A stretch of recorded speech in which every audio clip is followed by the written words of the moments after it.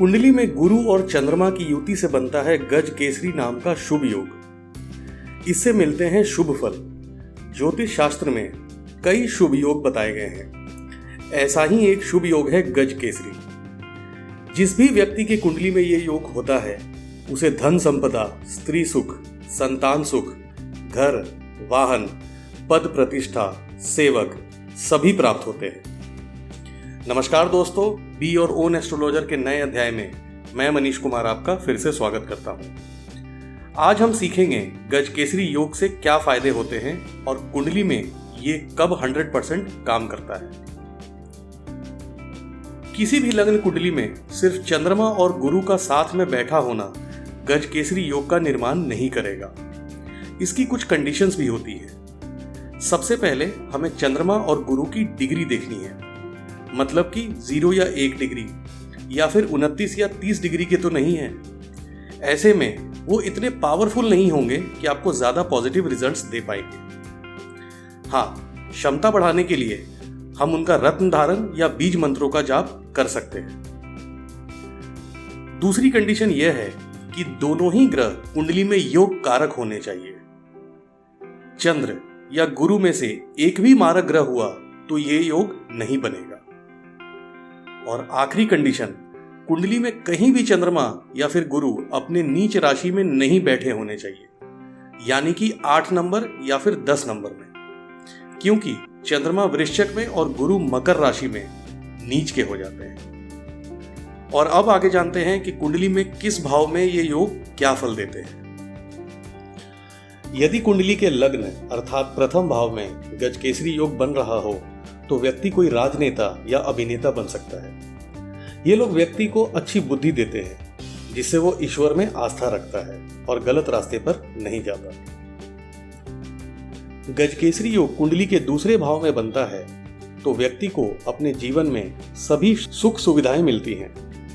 ऐसा व्यक्ति अपने परिवार और कुल का नाम रोशन करता है। कुंडली के तीसरे भाव में यदि गज केसरी योग बन रहा हो तो ऐसा व्यक्ति पराक्रमी होता है और अपने दम पर नाम कमाता है। चौथे भाव में जब गज केसरी योग बनता है तो व्यक्ति को माता का असीम सुख मिलता है और माता के सहयोग से ही व्यक्ति जीवन में आगे बढ़ता है। उसे चल और अचल संपत्ति का प्रबल लाभ मिलता है। कुंडली के पंचम भाव में गज केसरी योग का निर्माण होना उत्तम संतान का योग भी बनाता है और व्यक्ति अपनी बुद्धि, विवेक और ज्ञान के बल पर जीवन में यश कमाता है। कुंडली का छठा भाव शत्रुओं का और रोग वृद्धि का होता है। यदि इस भाव में गज केसरी योग बन रहा हो तो ज्यादा मजबूत नहीं होता, क्योंकि ये कुंडली का अच्छा भाव नहीं माना जाता।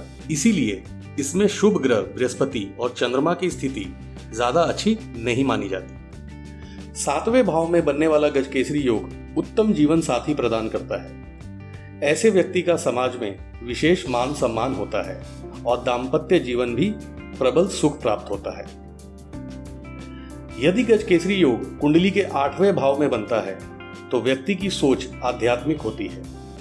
इस भाव का गज केसरी योग व्यक्ति को अनपेक्षित धन प्रदान करता है और गुप्त धन की ओर भी इशारा करता है, लेकिन जीवन में समस्याएं भी आती रहती है। कुंडली के 9वें भाव में गज केसरी योग व्यक्ति के भाग्य में कई गुना बढ़ोतरी कर देता है और व्यक्ति को कर्म से ज्यादा भाग्य से फायदा मिलता है। ऐसा व्यक्ति धार्मिक होता है और समाज में अच्छे कार्य करने वाला होता है। समाज के परोपकार के कार्यों में उसे जीवन में मान सम्मान और धन संपदा की प्राप्ति होती है।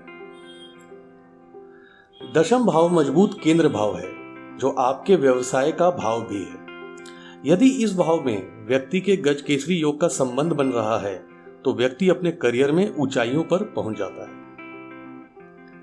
यदि गज केसरी योग का संबंध कुंडली के एकादश भाव से हो तो व्यक्ति के पास एक से अधिक माध्यमों से धन की प्राप्ति के योग बनते हैं। अक्सर ऐसे लोग ब्याज पर पैसा देकर धन कमाते हैं और शारीरिक मेहनत कम करके भी उन्हें अतुलनीय धन संपदा प्राप्त होती है।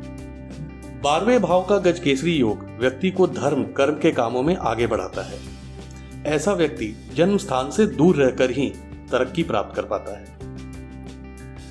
तो उम्मीद करता हूं कि आज की ये इन्फॉर्मेशन आपको अच्छी लगी होगी। तब तक अपनी और अपने लोगों की कुंडली में देखें कि कहीं उनके भी गजकेसरी योग बन रहा है या नहीं।